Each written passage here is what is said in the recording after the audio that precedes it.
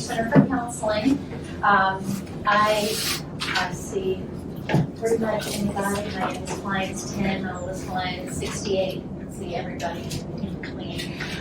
But one of my roles there is that I'm the task force leader for our Zero Suicide Initiative.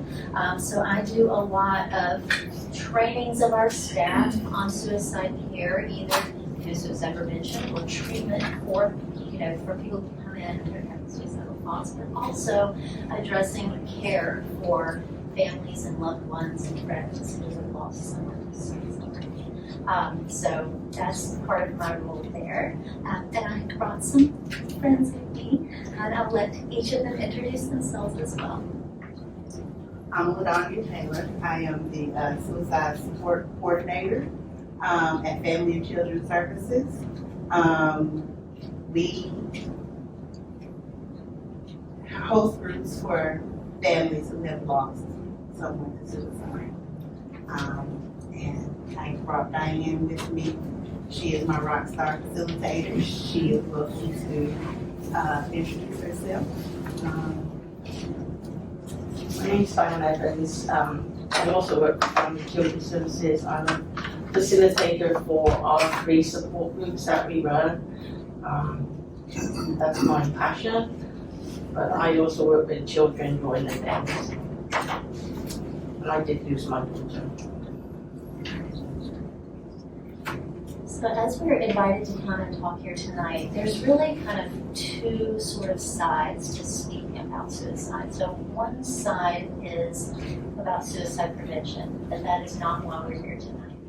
We are going to talk about that later in the year, but tonight it's because there was this more recent event that has kind of impacted this community with suicide death. We wanted to speak more about supporting friends, family, and you, and the care receivers and their families who have lost someone to suicide. So that is sort of the purpose of our talk here tonight, is to address the kinds of issues that come up when there has been a death by suicide. I'm going to give a little bit of information, and so might they, but we're kind of anticipating and hoping that this will be as much questions and answers as anything else. I know that there have been a lot of questions that have come up since this event, so we want to hold a space for that and allow you guys to ask what you have, and that together the 3 of us will do our best to support you through that. All right, so I'm just going to give, like I said, just a little bit of information just to sort of get us started and sort of maybe even prompt some of the questions you might have if you don't already have them front of mind. Just a little bit of information about why we're here. One of the things about supporting friends and families and loved ones and even acquaintances when there has been a death by suicide is because the effects of a suicide death are much more far-reaching than we sometimes realize. There are about 48,000 deaths by suicide in the United States per year. And for every 1 death by suicide, 135 people are affected. For every 1 death by suicide, about 53 people experience a short-term disruption in their lives. About 25 people for 1 death by suicide experience a major disruption to their life. And about 11 people experience what can be devastating effects in their life. So even for just 1 death, so many people need support and encouragement and all of those things. And those effects are much more long-lasting than we sometimes give credit for. Those effects can be years or lifelong effects. It's not something that just goes away. So being aware of that, especially as you guys are caring, first of all, I don't want to minimize the effects that it would have had on you personally and yourself, but also the families that are involved that you serve.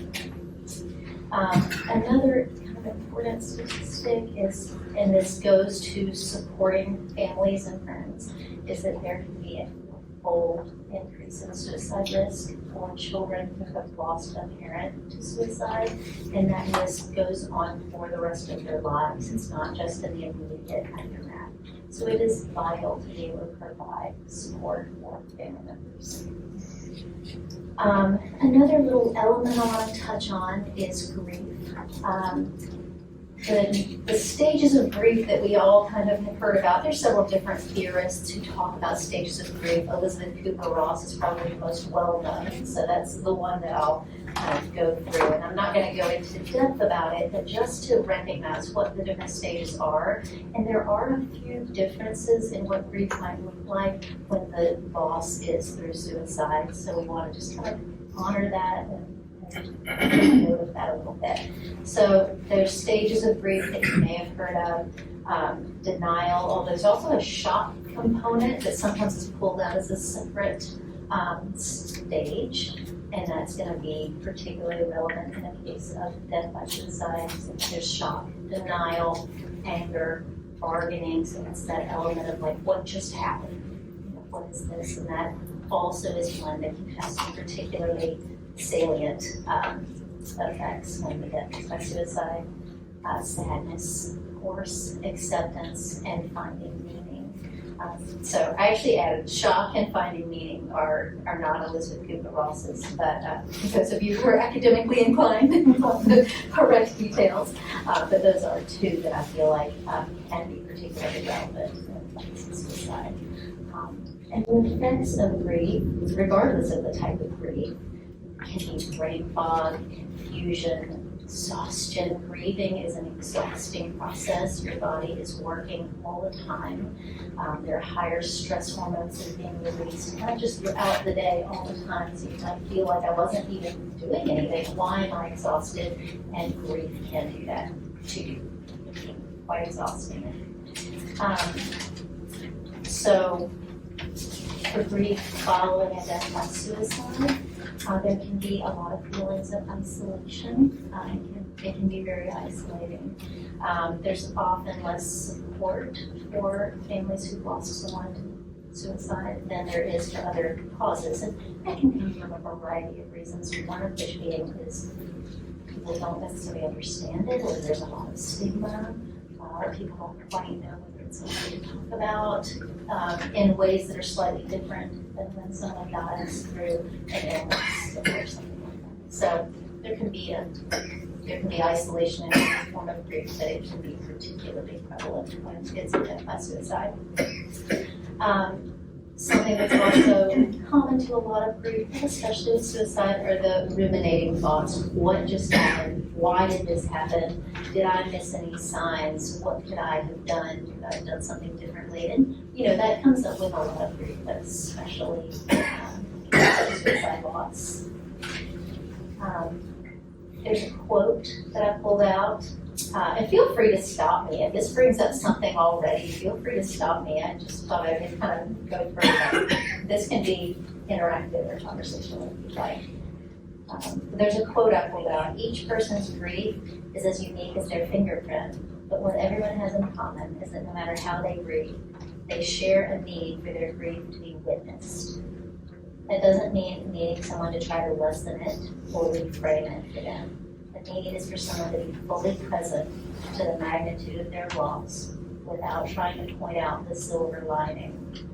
And I felt like that was particularly relevant in your case for Stephen Ministers as you're supporting people or their families who are going through this. One of the things that people need is just someone to be there and witness the experience and listen to their grief. I mentioned this at the beginning, but I wanted to point out again, there is a big buzz around suicide prevention, but I feel like it's important for you to know that when someone has lost someone to suicide, that is often not the right time to bring up suicide prevention. Obviously, that's a very important topic. We need to be talking about it, but when there has been a recent death by suicide, that is just not the time. It can be quite painful to someone who has lost a loved one to suicide. So I want to just kind of be sure that you're aware of that as you're supporting other people who are in this place. And then the last thing I wanted to just bring out, which we will swing back to, is that it's important to be able to find support, and there are support groups available. In fact, each of these ladies leads a support group for people who have lost someone to suicide. So we'll swing back and touch on that as we go, and we have some resources back up as well. That's a little spiel. How, did that bring up anything for anybody or anything else you want to explain? I think the two other aspects of being a survivor is the guilt is a big part, and embarrassment is another big part of being a survivor of suicide.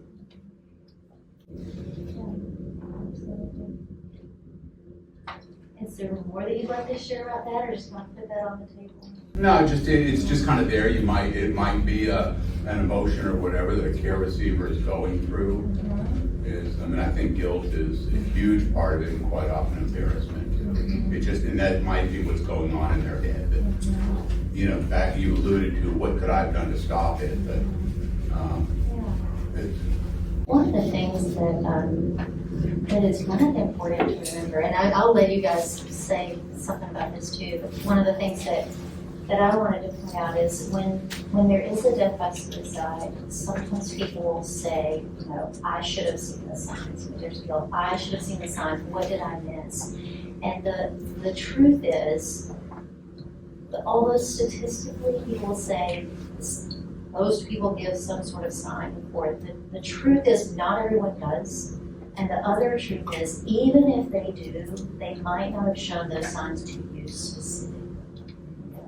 And if you just think about it, there's all kinds of things in our lives that are sensitive to talk about, and we might choose who we tell and choose who we don't tell. Just think if you have an illness or anything, maybe you have a diagnosis that you're dealing with. There are some people you can tell about that, some people you're not going to tell about that. And the same would be true in this scenario. There would be people you could share some of your pain with, and some people that you're going to have a face and not share. And so it's entirely possible that there were no signs as to you specifically.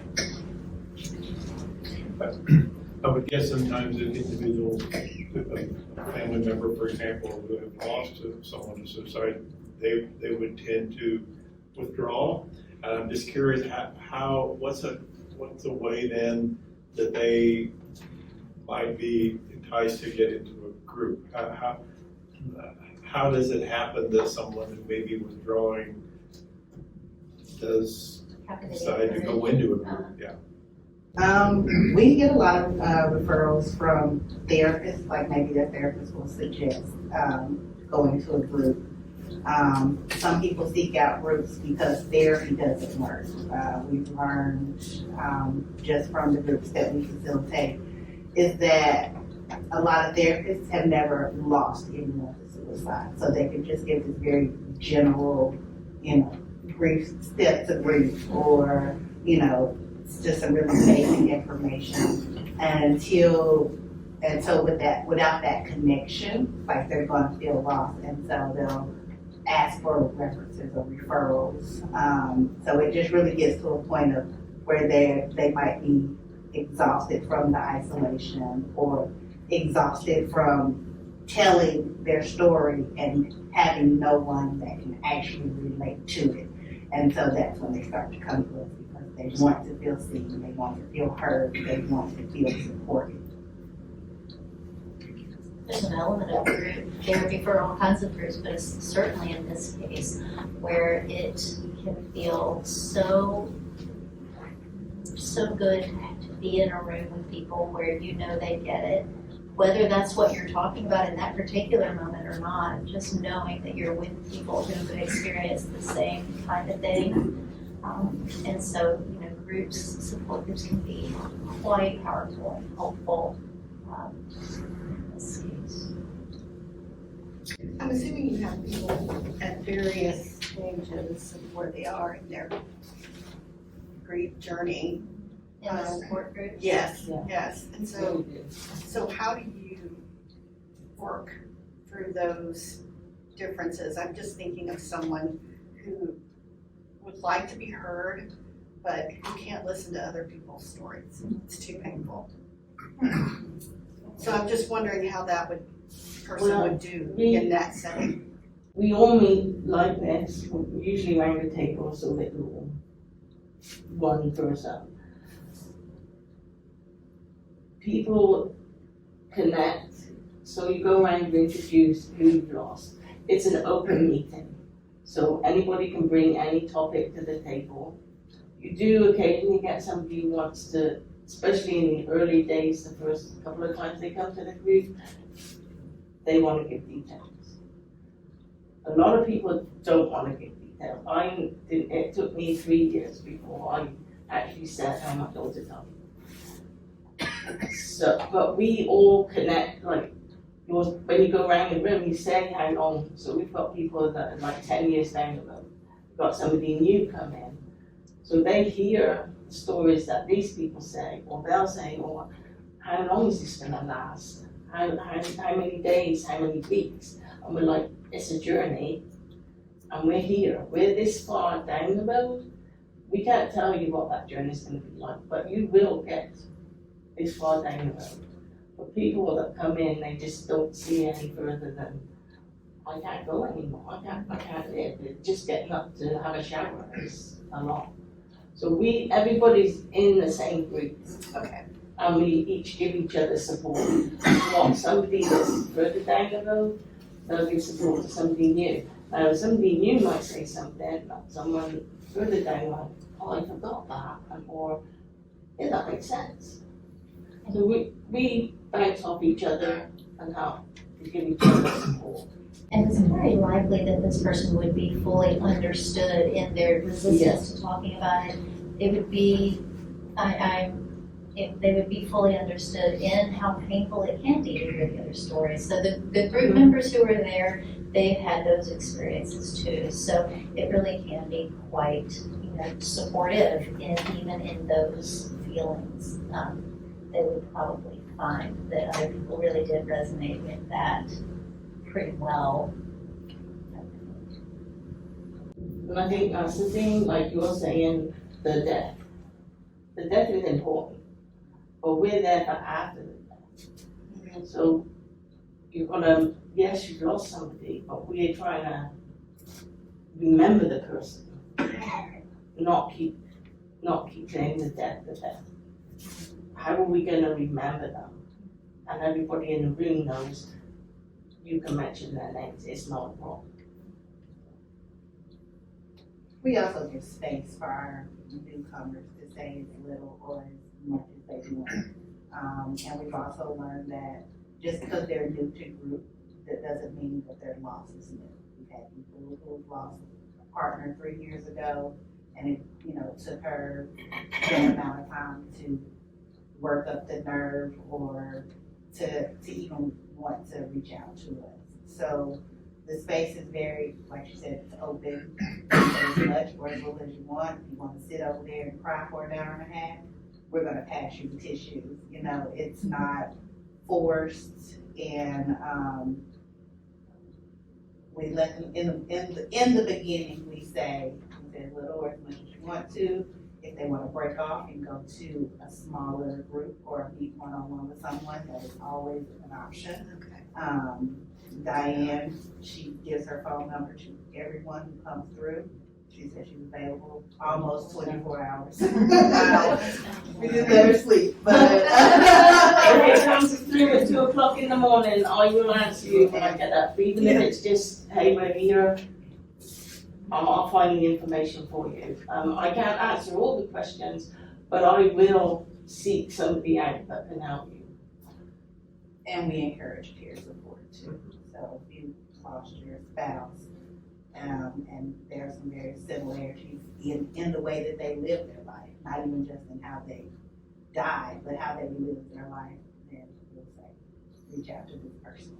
And so we try to keep, we have 3 groups, so one in Franklin, one in Nashville, and then we have an online group that meets every other Thursday. So these people may have never even been in the same room together, but we'll say, we know this person, and make sure it's okay that we can share their information, and so they're across county lines, even trauma-informed connection. One of the things that she mentioned there is, somebody might have lost someone 3 years ago. There's sort of a myth or a misconception that people need to get over grief of various types super fast. And the truth is, grief is a long journey, and it's okay that it takes a long time. 3 years might be when you're beginning to be ready to share your story, and that is normal too. There is no right or wrong way to grieve. There is no right or wrong timeline, and it just does take longer than our culture gives it credit for, and that's okay too. You mentioned the children have like a fourfold increase if they've had the death of a parent. Are there resources there for them as well? Where, at Refuge Center, or is it, well, yes, so as far as therapy goes, so at Refuge Center, we provide individual counseling, we do have group counseling. Their groups are outside of Refuge Center, so theirs is through American Foundation for No. Family and Oh, Family and Children's Services. Children's Services. It's listed on the AFSP Yeah. website, that's where. So theirs is separate from ours. We also do have grief support groups and, like I said, individual counseling. We see ages 4 and up, so we do have a child and teen program and therapists who do see children for, all kinds of issues that would be excluded. On that note, we at Refuge twice a year offer a grief intensive, which is a full day program. I'm one of the therapists who does that. So if there is somebody who's interested in doing a grief intensive group counseling scenario, that's something we have available. So is this based on ability to pay or insurance? At Refuge, we do a sliding scale based on income. Our support groups our support groups are free of charge. We actually operate the only publicized. I don't know what churches do or any other group, but we are the only publicized suicide support group within 100 miles of Nashville. With that, we have 2 live in-person meetings, Mondays and Tuesdays, and like I said, the virtual group every other Thursday. So when I researched all of these other groups, it's like the second Tuesday of each month, and it's gonna cost you X amount, and it's a closed group, and so we're very open. We do not have space for children in our support group, but Family and Children's Services has free counseling, and I think, I don't know if it's based on like if they have access to insurance or not, but I know they do offer free counseling services to anyone for enough. How are you financed? Individual donations? Yes, we are a nonprofit organization, Family and Children's Services. You had a question in the back? Yeah, is there a big difference between somebody who is a family member, say, as a suicide person versus a regular death, you know what I'm saying? Identify suicide versus a death. Yeah. It seems to me they're pretty much the same. There are some differences, but there are some similarities and there are some differences. And each person's experience is going to be slightly different as to what, kind of comes up for them. Did you have something that either of y'all wanted to share an answer to that question?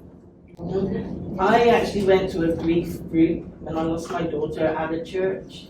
I was there with another lady who lost a grandson of 4 years of age. We felt the people in this grief group had no understanding of what we were going through. Because these people they had a sickness, or they knew that death was coming because somebody was old. So we all grieve in that, but has something that is so sudden and quick, that grief is nothing like losing somebody that is ill. It's that sudden impact.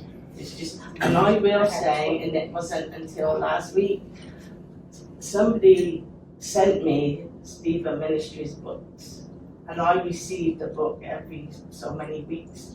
And that was the one thing that I do remember, because I wasn't bombarded with a lot of stuff. And it'd be a couple of weeks, and another one would come in the mail, and I'm like, oh, somebody still remembers me. So, yeah. I'm glad you answered the question that way, because I hadn't heard it that way, but to answer that question, the one that we do, the grief intensive, I do screen all of the members and try to group them into a similar type of loss. And there have been times where I've canceled it because we didn't have enough participants in various types of loss, and I felt that the people that were coming would potentially provide more damage than help because the loss was different enough.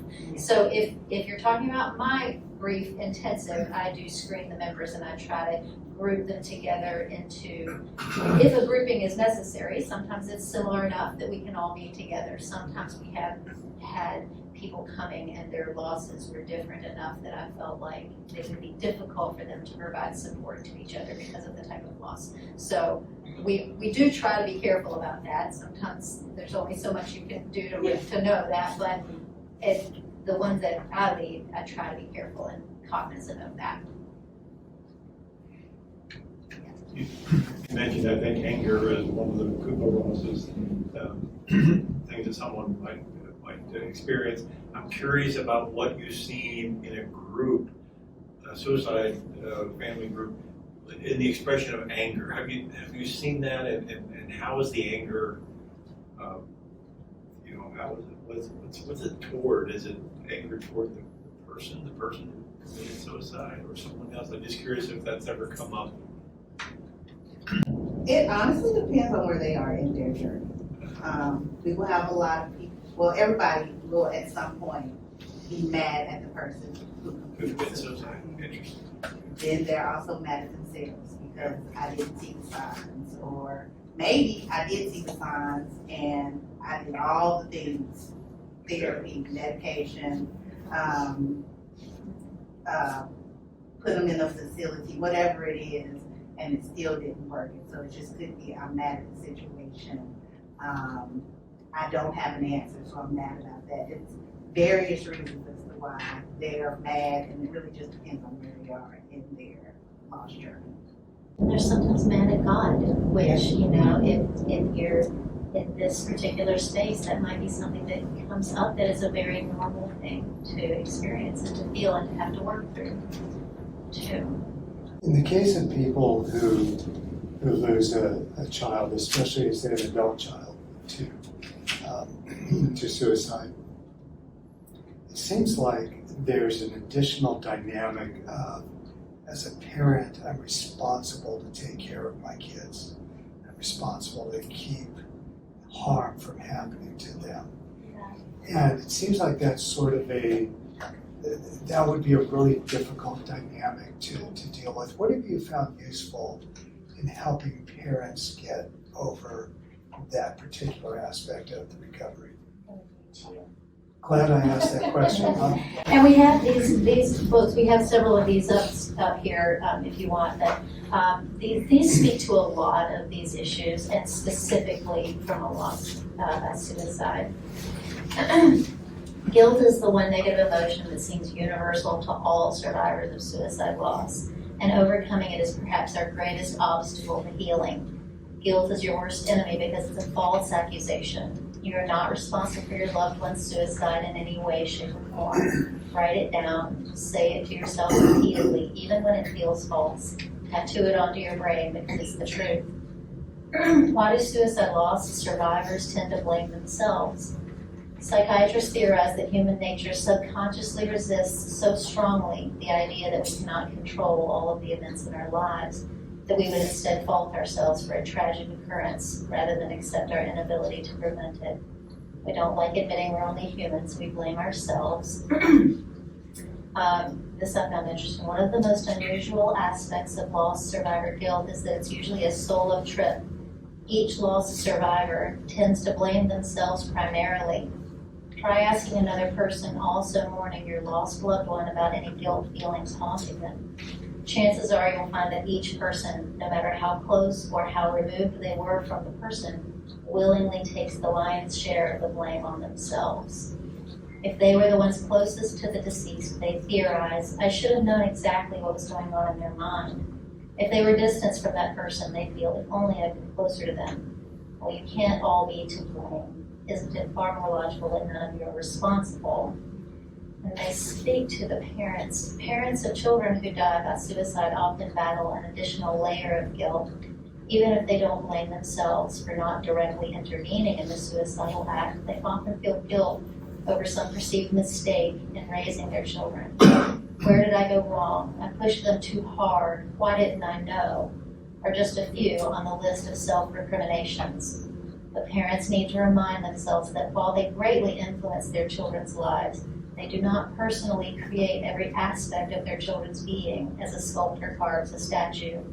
We are responsible for our children, but rarely are we to blame for their actions.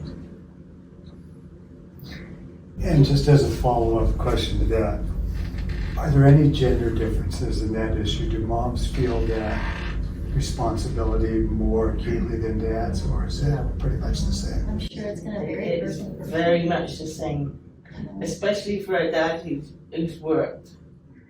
Like, maybe I could have given some more time, because you work hard. I'm just taking one person and I'm thinking of, as well as myself, but you worked hard. You're looking to the future. You're going to walk your daughter down the aisle. Bang, gone. And dads feel that. So, and that, as a parent, the day they're born, you've already mapped out they're going to marry this whoever, and they're going to, and it's gone. There's no more future. Yeah, it's never really you said get over. You mentioned that, and it's never really a get over, it's a get through. Like, we're just helping you get through to the next step of your grief journey. I always reminded them that you could be at, the 6th stage, whatever that may be, and then fall back to 2. It is a journey, and you're going to just get through because you're in this new normal, right? So a lot of people, I think, she mentioned it earlier, like grieving for work or whatever, you get 3 days or whatever, and it's like, okay, back to normal. Well, that normal doesn't exist, and I'm not about to show up to work in 3 days. So, yeah, we usually try to just normalize things. We're gonna get through this because we can't get over it. We're not gonna walk our daughter down the aisle. We're not gonna see our sons graduate from high school or whatever it is that we envision when we're holding these little babies and we've mapped out their lives. I mean, our support is to get through today. If you can get through today, then we're gonna aim to get through tomorrow. We have people now that come, I can make it till next Tuesday, but then I need to come to set me up ready for another week. And then sometimes they can't last to the end of the week. Yeah, it's like this, the journey. Yeah, and as you're supporting families or each other through this, sometimes that is what you can ask that person. What do you need today to help make it through today? Sometimes it can feel quite overwhelming to be like, what do you need? And people assume you mean like this long-term thing, like what do you need to get better? And a lot of times what they need is today. Yeah. So what can I help you with? What do you need right now to get through this moment, this day, this hour, whatever it is? This is a hypothetical, but in your case as a therapist, if you have a client and you have a confidential relationship with the client, have a client commit suicide, what are your best practices or your roles after that fact to the expanded impact for the family, the friends? What is the role of the counselor in that situation? So if I have an adult client who then dies by suicide, it's gonna vary. that would probably depend on a lot of factors, depending on who they've already released, for us to release information to, or, you know, that's, with yeah, without a specific, I don't think I'd be able to answer exactly how we would handle in a broad case, but, yeah, it would definitely depend on what kind of releases of information. I can sort of go down that road. Once they're over 18, I think it's 18, might be 21. If they're in a facility and they say, I don't want anybody to know, even the parent, doesn't go. So my daughter was let out, and 4 days later she took her life. We told them, keep her in. But because of HIPAA, there's nothing we could do. So, and the fallacy of like, you could, you know, what did I miss? Most of the people at group said they were on a high. They were really on a high. So you think, it's good. So the shock is even worse, because for some people where it's not the first time, they think, okay, we've crossed the bridge, we've made it through another month. And then wow, you think, oh, they're up there, they're good.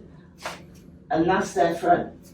That is totally their front. But if nobody sees I'm down, then nobody's going to be asking me questions. And they don't want anybody to know that's what's in their mind.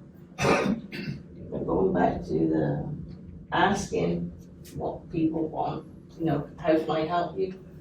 Sometimes if somebody's just sat there, just go over and put your arm on their hand. Don't say anything, you don't have to say anything. I'm here. I'm here for it. Sometimes when people talk, it's like, I don't want you to talk. I don't. But you know somebody's there. You know that presence is on you. So how do you, as therapists, deal with one of your clients succumbing to suicide? So at Refuge, and that's part of what we have developed as part of the Zero Suicide Initiative, is one of the things that we put together are resources and sort of a support network for the therapists. So if a therapist had a client who died by suicide, and the language is changing about suicide. You may have someone die by suicide rather than commit suicide. So if a client dies by suicide within Refuge, our organization, we have a protocol for how we can support each other.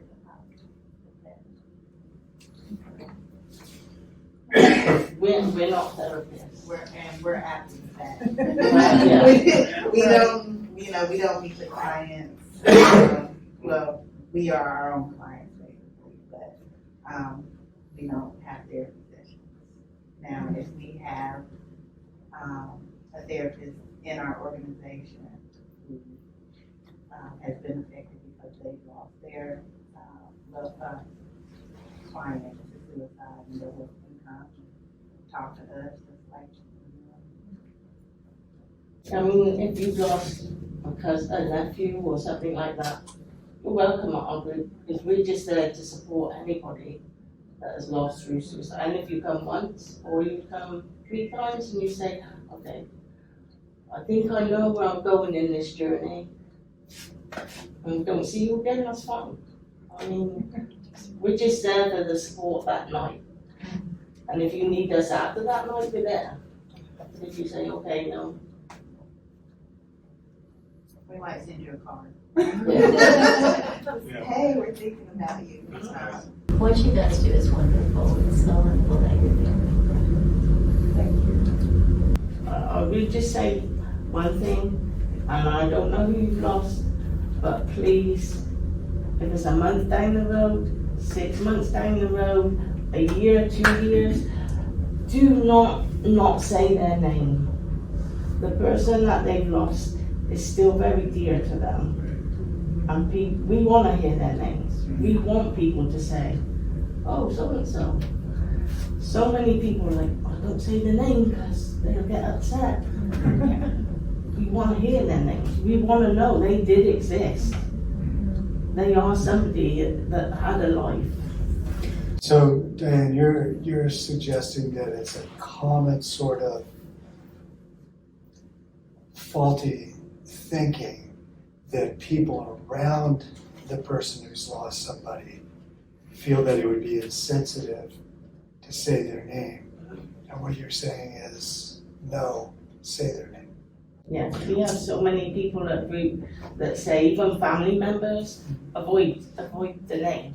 Or something happens and they're like, oh, I shouldn't have said that.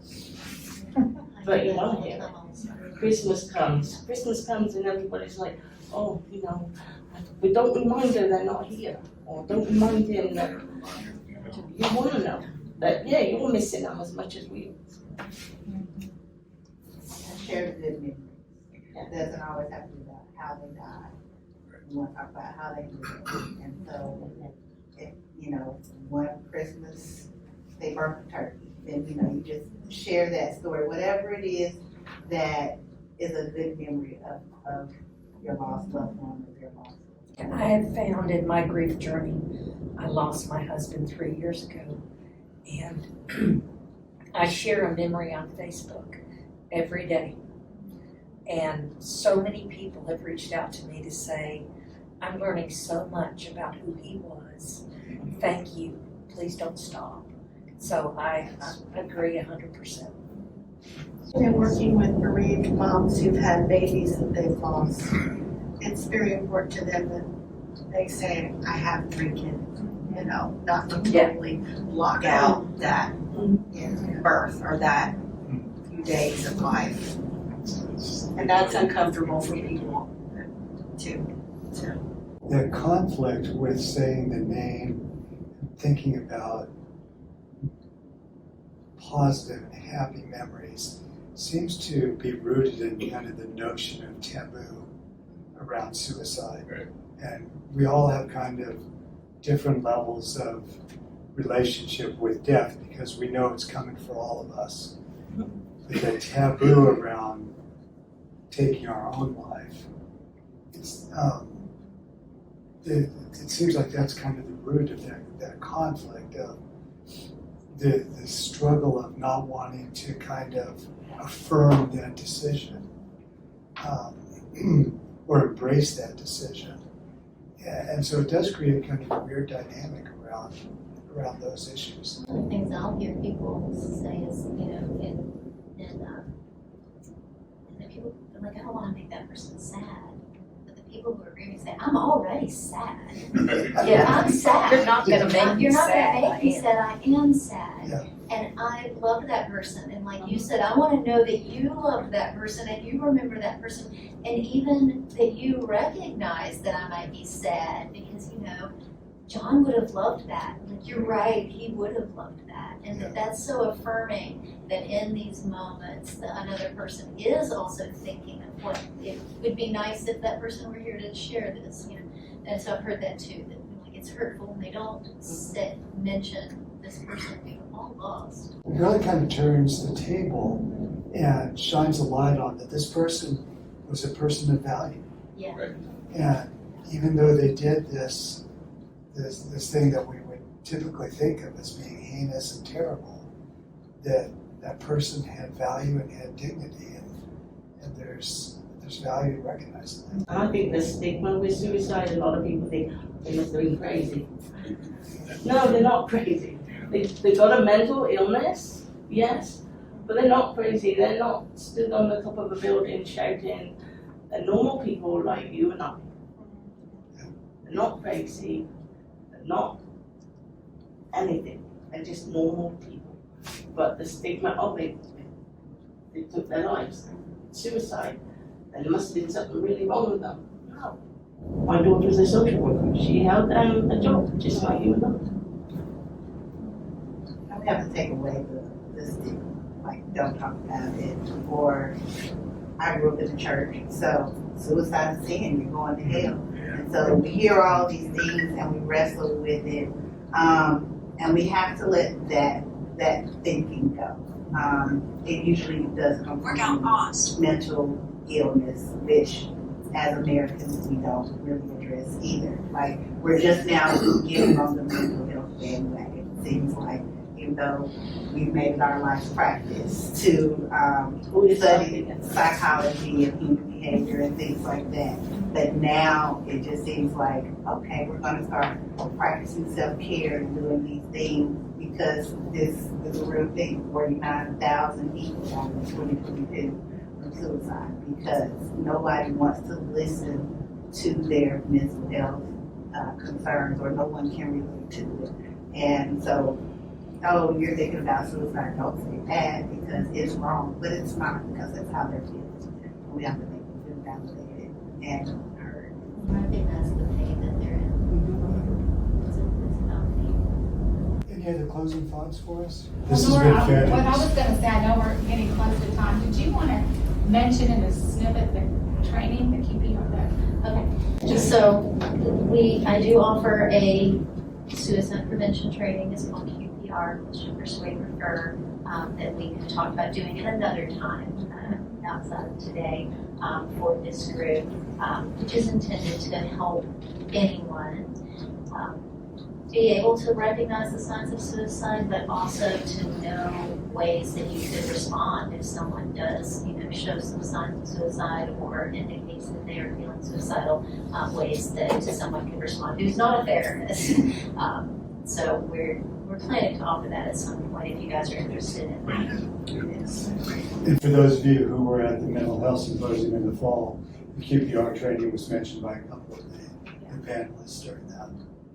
Nora didn't say that she did it at Brentwood Baptist, right? I think, yeah, we've done it at several of the different Several churches around churches, yeah. this time of year, so. Well, thank you so much. This has been fabulous.